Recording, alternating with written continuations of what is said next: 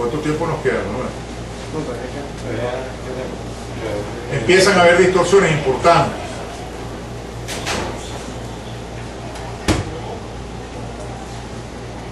Desde el punto de vista del mercado petrolero internacional, y esto es importante para que se relacione con la OPEP y con las políticas públicas petroleras venezolanas, a partir de 1973, con el disparo de los precios del petróleo, comienzan a hacerse competitivas zonas que antes eran imposibles de atacar, de explorar. Mar del Norte, por ejemplo. Eso era impensable. A partir de 1973 se hace competitivo el Mar del Norte. Empiezan a sacar petróleo del Mar del Norte. Al punto que al principio el Mar del Norte comienza a tener más reservas petroleras que el mismo Medio Oriente. Alaska. Se puede construir entonces una tubería que vaya de Alaska hasta el corazón de los Estados Unidos. Y eso es impensable desde el punto de vista financiero hasta 1973. Se vuelve viable gracias al aumento del precio del petróleo. Surge el mercado de futuros petroleros, que antes no existía. El mercado de futuros petroleros es el gran marcador del precio del petróleo a nivel mundial. No es la oferta y la demanda, no es la OPEP, es el mercado de futuros. El mercado de futuros se transforma entonces en un juego financiero donde empiezan a actuar actores que no tienen nada que ver con el mercado petrolero, al punto que todos los días se negocia en los mercados de futuros el doble del petróleo que se produce realmente. Se producen 89 millones de barriles, se negocian 150 millones de barriles diarios en los mercados de valores de futuros petroleros. ¿El futuro petrolero qué es? Básicamente, para que sepan lo que es el futuro petrolero, es básicamente una garantía, una protección. Como el precio del petróleo se vuelve tan vulnerable, a partir de 1973 empieza a bailar, para poder hacer una proyección financiera lógica, estable, si tú eres dependiente de ese recurso para poder operar industrialmente, tú tienes que protegerte de los vaivenes del precio. Entonces, ¿qué haces? En el presente, tú negocias los barriles que necesitas en el futuro. Yo dentro de 6 meses necesito 100 barriles de petróleo. Dentro de 6 meses, no ya, dentro de 6 meses. Y el petróleo hoy está en $10 el barril.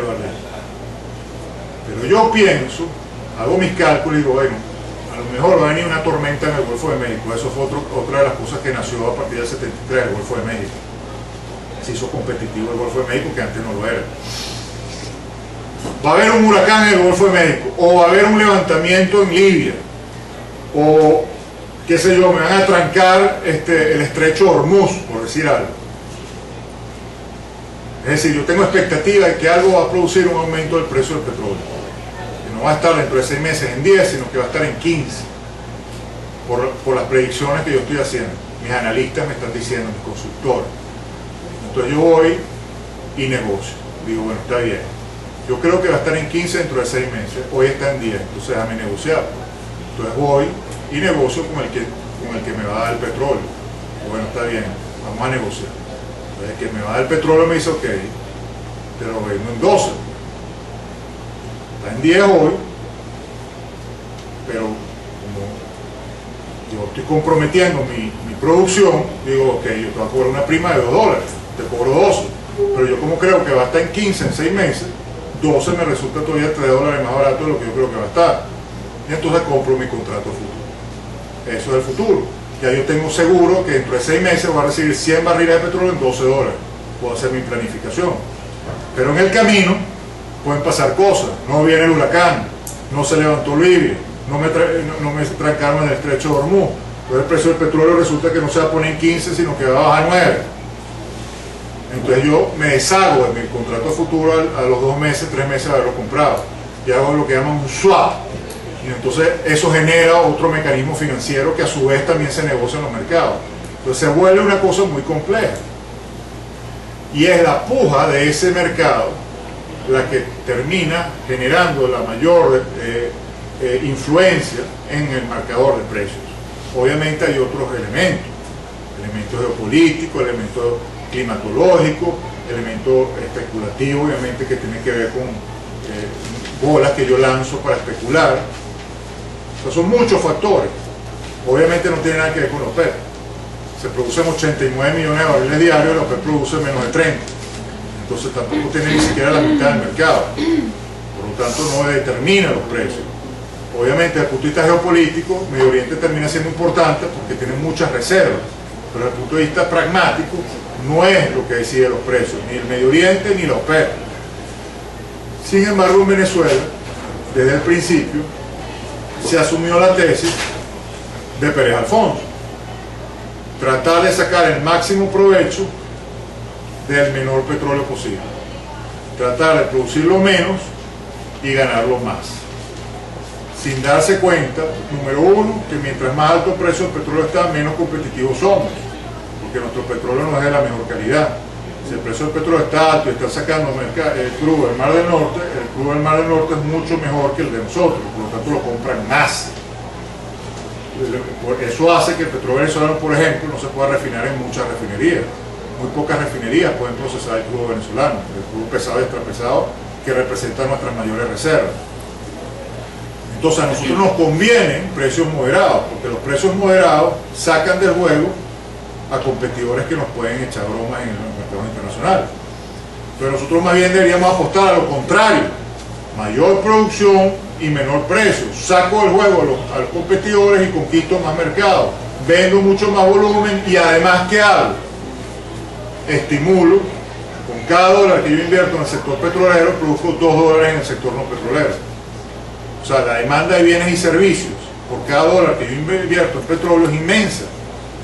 Servicios de todo tipo se piden, desde politólogos para que hagan análisis políticos del entorno, hasta abogados que negocien los contratos, ingenieros que hagan estudios del suelo y de la factibilidad de las reservas, gerentes, por supuesto, que administren el negocio, suministradores de válvulas, de tubos, de cabillas, de cemento. O sea, es un elemento estimulador de todo, de los automercados y las cosas que se van generando alrededor de los sitios donde hay producción de petróleo.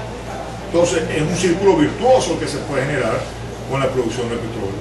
Entonces lo lógico sería atacar esa política, aplicar esa política, y no la que se viene aplicando desde siempre, que es todo lo contrario: estimular el mayor precio posible, la menor productividad y la mayor renta para que el gobierno la despilfarre en nada, en gasto público corriente, que es agua y sal, se vuelve nada.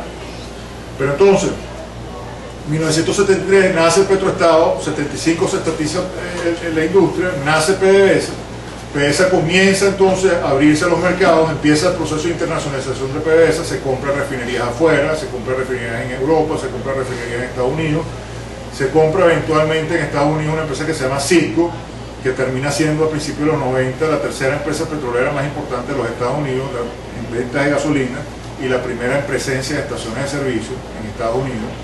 Estados Unidos consume 22 millones de barriles de petróleo. China, que tiene 2.000 millones de personas, consume 7 millones de barriles de petróleo. Por lo tanto, lo lógico es apuntar hacia el mercado estadounidense, que además 5 días tarda un tanquero venezolano en llegar a la costa del Golfo de México, mientras que 5 semanas tarda el Golfo Pérsico. Mucho más lógico que nosotros fuésemos los suministradores, pero exquisitos de los Estados Unidos. Podríamos establecer una relación sinérgica, ganar increíble. Ahí es donde ven cómo la ideología puede destruir potenciales de desarrollo inmensos, ¿no? Pero entonces, ya para hacer un paseo rápido a este recorrido, porque me interesa también escucharlo a ustedes y que haya interacción. Básicamente, entonces, el problema de la deuda estalla en 1983, la primera devaluación, 18 de febrero de 1983, el Viernes Negro. Se devalúa la moneda, por primera vez el bolívar venezolano empieza a perder fuerza. Hasta ese entonces era una moneda dura, que podía ser cambiada en cualquier país del mundo, en cualquier aeropuerto te cambiaban el bolívar. Hasta en un libro de Ian Fleming, de James Bond, ponen a James Bond en los años 60 a negociar en 3 monedas: el marco suizo, el dólar estadounidense y el bolívar venezolano. Así de importante era el bolívar. Se devalúa en 1983, comienzan unas políticas públicas espantosas en materia petrolera, en materia económica, en materia financiera. Eso lleva pues a crisis importantes. A nivel de precio petrolero está sufriendo mucho vaivén en el mercado internacional. En 1979 fue la revolución en Irán. Acuérdense que tumban a Shah Irán, viene la revolución islamista, viene el Ayatollah Khomeini, después la guerra entre Irán e Irak, disturbios en Medio Oriente, se recorta el suministro de Irak por un tiempo, se dispara el precio del petrolero, después se estabiliza, vuelve a bajar, y todas estas fluctuaciones afectan enormemente la economía venezolana. 1986 cae la bolsa de valores de Estados Unidos, recesión mundial, se desploman los precios del petróleo, produce eso como consecuencia que en Venezuela empiece a analizarse muy seriamente la posibilidad de ampliar el espectro petrolero. Por un lado, porque había que producir más para compensar la caída del precio, para vender más, y por otra parte, porque se veía que el crecimiento sostenido que venía teniendo China desde 1970 se iba a transformar en un gigante despierto en la década de los 90, años 2000 sobre todo, y que eso iba a impulsar a todo el mundo entero.